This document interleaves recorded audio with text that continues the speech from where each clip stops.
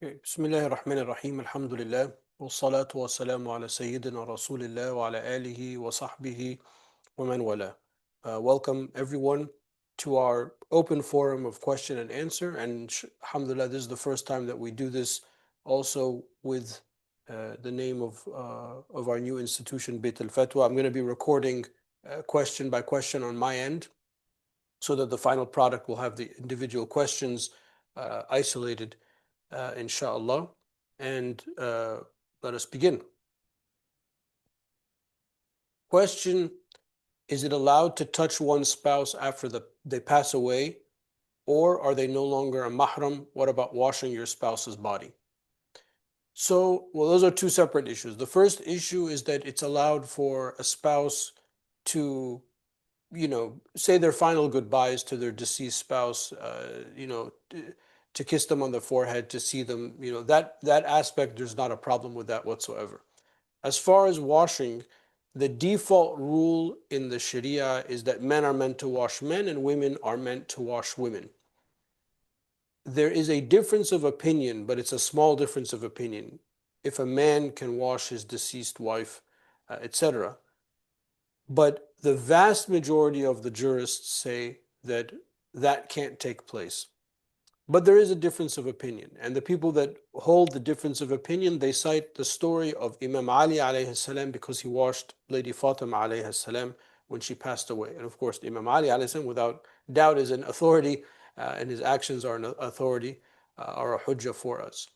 But this is one of those things where the difference of opinion is something that I wouldn't want to lean on, because it's a communal obligation that we learn the importance of washing, and people have to be able to live up to that responsibility. So I would steer clear from that difference of opinion on this issue.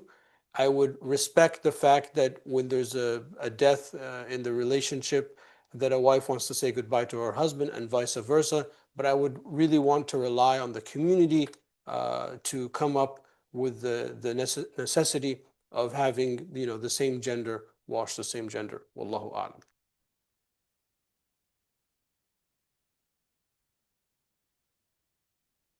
Question: what are your suggestions on managing finances as a married couple where only the husband makes an income?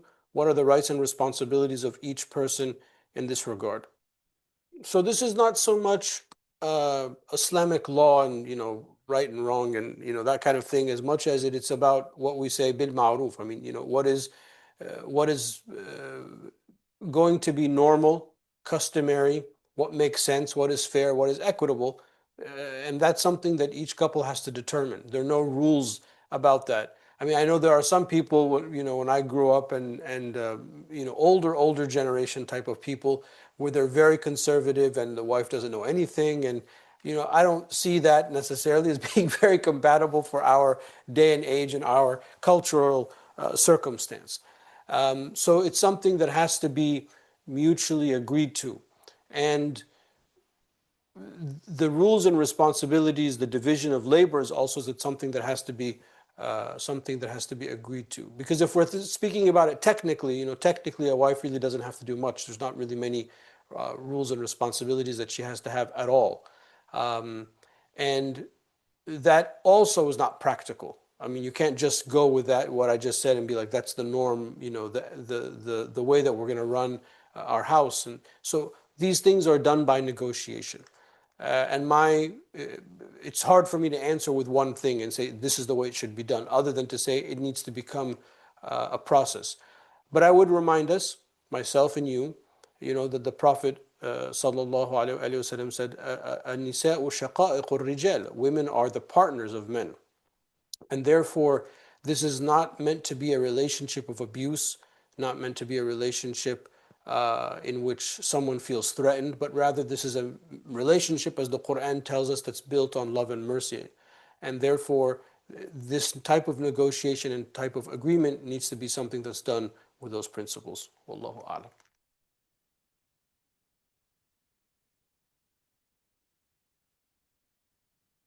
Okay, question: is it allowed to receive a tax deduction for donations made with the intention of zakah? Yes, because the point of the zakah is that you have released the money and given it to one or some of the categories of the zakah recipients. So once you have removed that money from your person, and there's that added benefit that that organization that's receiving it, in the case of in the United States, that it's a tax exempt organization and they have a tax ID number that you can use for tax benefits. That's fine. There's nothing, because you haven't done anything. You've still taken out that money from your person, and you have fulfilled your obligation. Wallahu a'lam.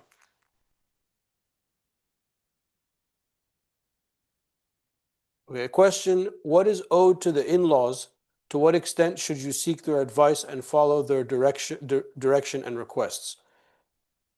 So there is no obligation that I have towards my in-laws or my wife has towards her in-laws, i.e. my parents, other than just to be in the general concept or the general way of being respectful.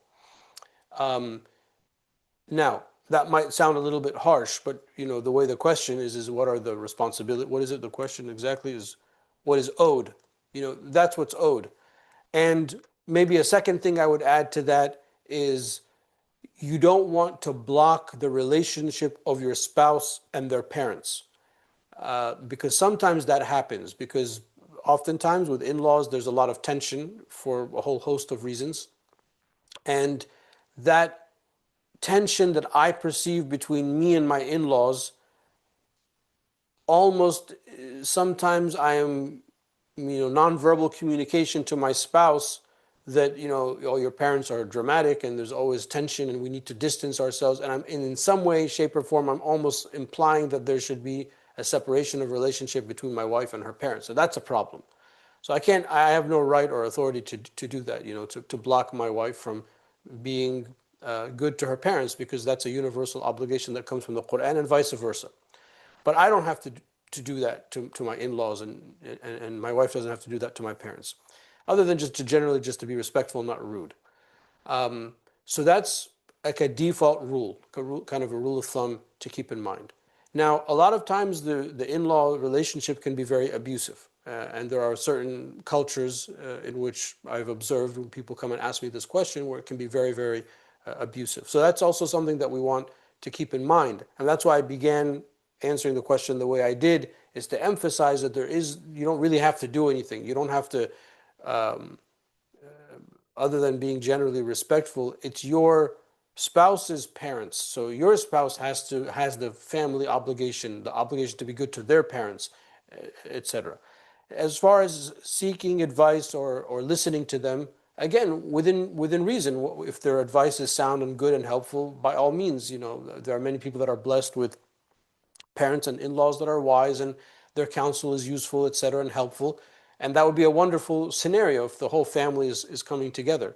But if there are many, many distances of culture and understanding and reason between you and the in-laws, and their advice is not really helpful, then you don't have to listen to that advice, because you have to make the relationship with your spouse. So I hope that those general comments help, inshallah, wallahu a'lam.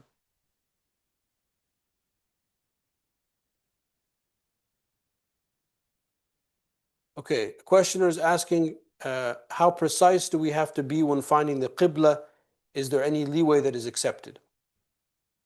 If you see the Kaaba itself, then you have to face what you see.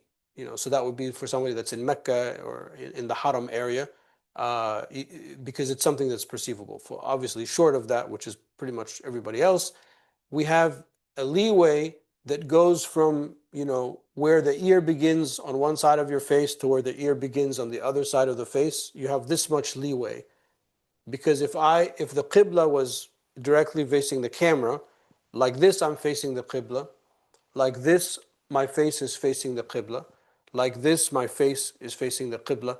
So we have about let's say a 40-degree, a little less than 45-degree discrepancy that would be valid.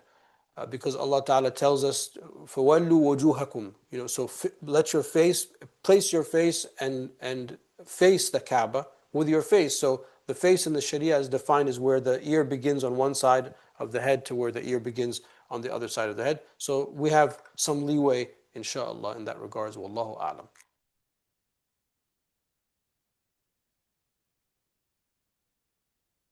So somebody's asking about the permissibility of drinking non-alcoholic beers.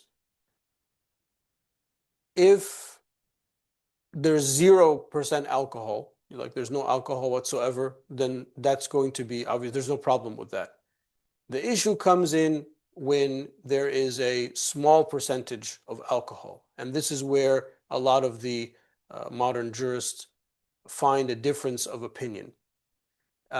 When it comes to food and drink, myself, I tend to be more conservative because there are the set of hadith that remind us that if you eat halal and you drink halal, Allah Ta'ala accepts your dua. So there's a spiritual component to eating and drinking correctly and soundly and in a halal way. And because of the enormity of having your dua accepted, I impose on myself and my family, my immediate family, and of course my students that seek to study with me, I'm a little bit more conservative on this because of that reason. However, there is leeway because in the Sharia there is more than one way that something can disappear and vanish. So if something is chemically changed in a chemical process and the original compound no longer exists, then the Sharia recognizes that it no longer exists. So that's fine. Istihlal. There's also a concept of istihlak where the original component, in this case the alcohol that was placed or that kind of came through the process, has been so diluted that it's just like a trace amount. And then that trace amount is not consequential because the Prophet ﷺ, he said, "Man askara qaliluhu, man askara kathiruhu faqaliluhu haram." That whose substance in a large amount can intoxicate you, a small amount is haram. So in the case of the non-alcoholic beverages, you can drink forever and you'll never become intoxicated because there is a trace amount. So based on that, in the more liberal understanding, it's permissible if it's according to the way that I said. But personally, and I just want to pass that on as advice, I would advise you seriously and strongly to be more conservative when it comes to what you eat and what you drink, not because of the Sharia halal and haram reasons, because that we can solve, because of the reasons about having your dua being accepted, which is obviously something that we all want. Wallahu ta'ala a'la wa a'lam.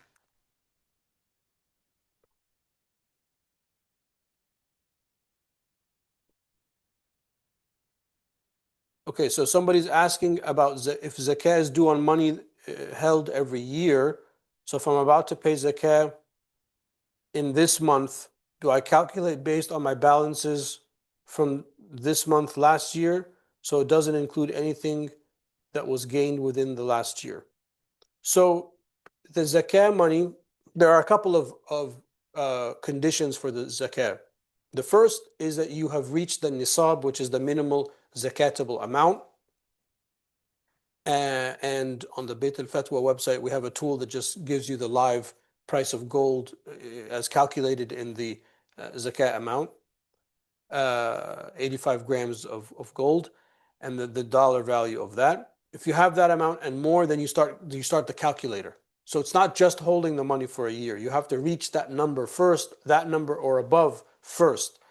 Once I have that money or more, so once I have that magic number, the nisab number, let's make it easy. Let's say I have the nisab, I have the minimal zakatable amount on January 1st. And then from January 1st all the way to December 31st, I had that amount or more. Maybe it fluctuated, but it was always fluctuating more. Then I come on December 31st, I look at that account, and I'm going to take 2.5% of that, and I'm going to pay that on zakat. So hopefully that answers the question for you, that it can increase within that lunar year.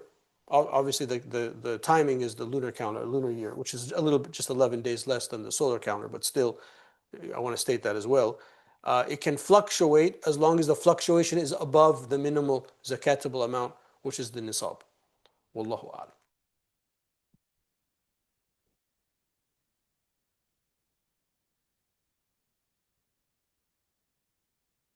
Okay, there's a lengthy question that has multiple parts. I don't need to read all of the parts because hopefully I can answer them all with the first part of the question, which is asking basically about medicines that have alcohol in them. Specifically, the question is asking about homeopathic medicines, but I mean, this is a general question about medicines that can there be alcohol in medicine? Can we use alcohol? Can we use medicine that has alcohol in it? So when we talk about medicine and alcohol, of course, alcohol is universally prohibited in Islam. So that's why we have this question, right? Because it's a big problem that we have. But there are many medicines that have alcohol based in it. The first thing to keep in mind is the alcohol that's used in medicine is not used for the purposes of intoxication.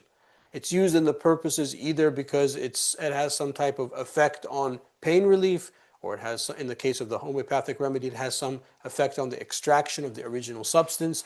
So the intention of the placement of the alcohol in the medicine is for a different purpose. It's not for the purposes of consumption in and of itself and to intoxicate. That's the first rule, the first point. The second point is we want to remind ourselves that in the Sharia, we have different ways or different concepts of how things can become removed from the original substance can be removed and therefore rendered permissibility. So if the chemical configuration of the alcohol is altered in such a way that the alcohol no longer exists, what we call that istihala, then the alcohol no longer exists. So if it's changed, and then if you want to go examine it, you didn't find it, then it's permissible. And that's what happens when wine it naturally turns into vinegar, at-takhallul, which is a process in the Sharia, because every vinegar was at some point an alcohol. So when it's left, the process of vinegarization, which is a word that I just made up, the takhallul renders that pure. So this is what the istihala is, that there's a chemical change in the compound. And there's another concept called an istihlak, which the original substance, in this case the alcohol, the ethanol alcohol that's placed in the medicine or used in the process of the medicine, is so diluted that there is a trace amount of it, that its trace amount is considered something that you can ignore from these purposes. In addition, there is also a general permissibility of using things that would be considered ritually impure, najasa, for the purposes of medicine, because there are evidence of in the hadith for medicinal purposes that's permissible. So all of these things we use specifically when it comes to medicine to say that in this case it's okay. The questioner also asked about alternative. If there's an alternative and you want to use a non-alcohol based homeopathic remedy or medicine, that's fine. But that doesn't mean that the one that has the alcohol based is problematic for the reasons that we mentioned. Wallahu a'lam.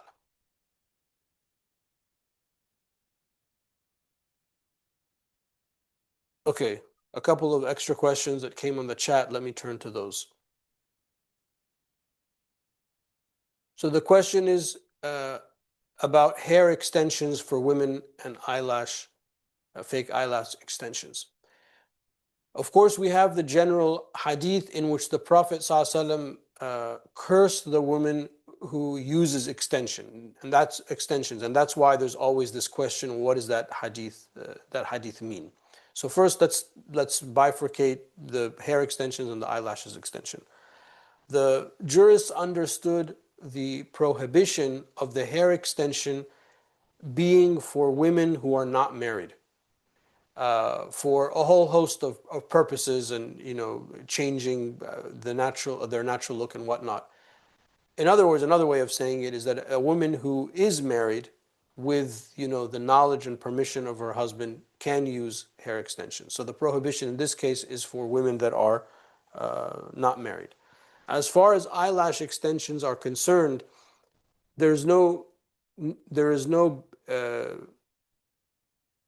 there is no default prohibition to the eyelash extension. The issue with the eyelash extension is the water coming over the natural eyelash when we're making wudu. Because if I've placed an eyelash, a synthetic eyelash, not my eyelash, on top of my eyelash, I have to grab part of my original lash to place the other one on top of it. So the part where both of them touch, is water prevented from touching the original eyelash in the purposes of wudu? That's the issue. If it is, then that's a problem. Then you haven't fulfilled the obligation of making wudu. If you are not in your menstrual cycle and you need to make wudu, so on and so forth. Is it something that can be placed on? I mean, I'm not an expert, and I don't know all the brands and what's out there, but is it something that you can place on and off easily? If that's the case, it's not a problem. Or is it something that you put on your original eyelash and it lasts for quite a long time? Then that becomes a problem if it prevents the water from reaching the original lash. So that's what the issue is with the eyelash eyelash extensions. Wallahu a'lam.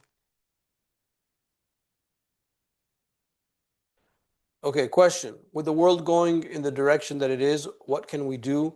How can we best guide our kids? How do we prepare them? Any special adhkar? Well, one of the things that we're blessed with as Muslims is that we have many, many pieces of advice from the Prophet ﷺ exactly on this. And that's why part of our belief, part of our theology, part of our aqidah is to believe in the signs of the end of time. What we talk about, or what is usually discussed in the study of religion, is eschatology, things that happen as the signs of the end of time and what happens beyond that. So some of those hadith, or if we can take a chunk of those hadith and extrapolate from the general rules and principles, one of them is to hold to the community. And community is very, very important. We have not reached the point where we have to be by ourselves, because if things get even worse, then it's like go inside your room, go inside your house and lock the door. And if the fitna, if the tribulation comes inside your house, then go inside your room and lock yourself in the room. So in other words, all of the hadith that talk about this remind us of being together and not engaging directly in the tribulation. And I know that's hard to sound, because when we are inundated with the news and with social media, and it's like everywhere, and these algorithms, which by the way are completely biased, don't think for a second that these algorithms are not. The algorithms manipulate the information and the content that we receive, without doubt. I mean, they even say that. We're inundated with it. That gives us the false sense that we must engage in it. But no, we don't have to engage in it. We can acknowledge that it's there. We understand what's happening. We pray for peace, and especially if a conflict involves Muslims, we especially pray that they are safe. But if anyone's unjustly treated, we also pray for the unjust, that they may receive justice, etc. But we don't have to consume ourselves with that, because that act of lending your heart and your mind and your soul to the conflict, then you are now part of the conflict. And the Prophet ﷺ said that there can be a fitna that's out there, and you are physically here, but your heart is in that fitna. So we don't want to be also amongst those people, that we are kind of carrying that tribulation and that trauma all the way everywhere where we go. And that comes back to the importance of the community, being together. And alhamdulillah, Allah Ta'ala has blessed us that we have our community. So spending more time with the community, spending more activity, doing more things with your local community, and improving yourself, lifting yourself. And don't forget that the practice of our faith itself has embedded in the practices of our faith those things that help lift us and carry us. So there is barakah, there is a grace in reading the Quran, in doing dhikr, in doing good work, in feeding the poor, in spending time with our spouses, our children, our elderly, benefiting from them, sharing story. All of these things, they give us barakah in our life. And it changes the nature of our time and how we experience time, so on and so forth. So I would definitely double down on the type of relationship I have with my community. And if you're not part of a community, find a community. and if it even means reconsider, considering moving or whatever. I mean, that to that extent, that your life really should be around your local Muslim community, and a good group of friends and people, to find somebody who's scholarly, saintly, and to spend time with those people as much as possible, and to continually engage in the practice of our faith. Wallahu ta'ala a'lam wa a'lam. Okay, somebody's asking, what references from the Quran can we provide to people in some Muslim countries to prevent them from abusing animals? There's a hadith Qudsi, Inna Allah, or there's a hadith in which the Prophet ﷺ, no, sorry, it's a hadith Qudsi in which Allah Ta'ala says, Ya ibn Adam, inni haramtu dhulma ala nafsi وَجَعَلْتُهُ بَيْنَكُمْ مُحَرَّمًا فَلَا تَظَالَمُوا. O mankind, I have made injustice upon my nature forbidden. Likewise, I have made it for you forbidden between you, so do not be unjust one of you to one another. The first hadith that we receive as students of knowledge is called the first hadith. It's also known as Hadith al-Rahmah, the hadith of mercy, in which the Prophet ﷺ said, Ar-Rahimun yarhamuhum ar-Rahman, irhamu man fil ard yarhamkum man fis sama. The merciful ones receive mercy from the merciful ones. Have mercy for all on earth.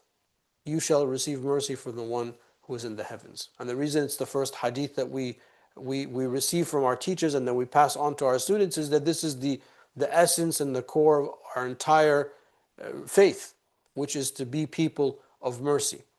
Allah Ta'ala in the Quran says, وَعِبَادُ الرَّحْمَنِ, and the servants of the merciful ones, وَعِبَادُ الرَّحْمَنِ الَّذِينَ يَمْشُونَ عَلَى الْأَرْضِ هَوْنًا وَإِذَا خَاطَبَهُمُ الْجَاهِلُونَ قَالُوا سَلَامًا. The servants of the merciful ones, they walk softly on earth, and when the ignorant interact with them, they say peace. So all of these hadith, the hadith that I just mentioned, the verses that I just mentioned, it's haram. It's a sin to be abusive to people. It's a sin to be abusive to any creatures, to any animals, and a Muslim should be much more sensitive to that aspect than anything else. Wallahu a'lam.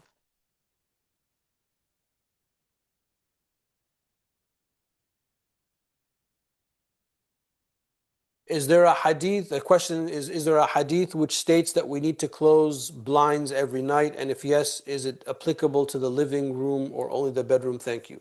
The hadith is about when the sun is descending and the night is coming in, is to bring the children inside and to close the door and to cover the vessels in the house.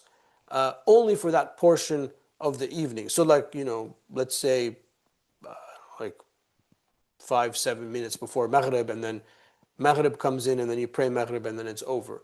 And it has to do with the jinn roaming around at that time and things like that. So it's not about necessarily closing the blinds, but it's sort of not unnecessarily like hanging out. There is a hadith that states that, and that can be easily complied with if you just follow prima facie what the hadith says about coming inside and closing the door and covering the vessels if there's open food or something in the house, and that's it. Wallahu ta'ala a'lam. Okay, those are the questions that I have before me. It's fine that we don't have many questions. Sometimes we have a lot, sometimes we don't. What I've done is I have spoken to the camera because I have a different connection for these sessions, and I've recorded each individual question by itself. So over the coming days, I'll make sure that those appear for us online on the Beit al-Fatwa YouTube channel. And I'm sure the whole clip will be on the ICCP channel as well. But we have a little bit of time, not a lot of time. Does anyone want to ask anything that was not answered?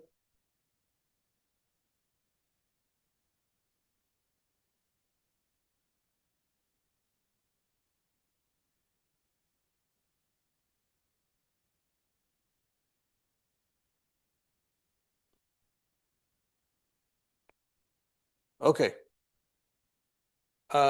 Well, thank you, alhamdulillah, for showing up, and thank you for those who asked the questions. I hope I was successful in answering them. If there's anything that's lingering please send the questions our way and we can answer them. وآخر دعوانا الحمد لله رب العالمين وصلى اللهم على سيدنا ومولانا محمد وعلى آله وصحبه وسلم تسليما كثيرا. اللهم صل أفضل صلاة على أسعد مخلوقاتك سيدنا محمد وعلى آله وصحبه وسلم عدد معلوماتك ومداد كلماتك كلما ذكرك الذاكرون وغفل عن ذكره الغافلون. See you on Friday, inshallah. Assalamu alaikum. Jazakallah. Thank you. Thank you. Thank you very much.